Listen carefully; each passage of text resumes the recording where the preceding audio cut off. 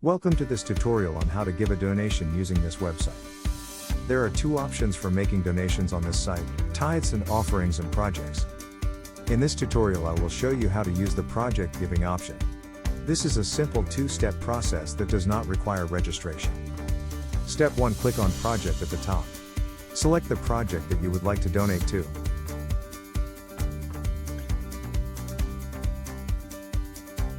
Select the currency and enter the amount you would like to give.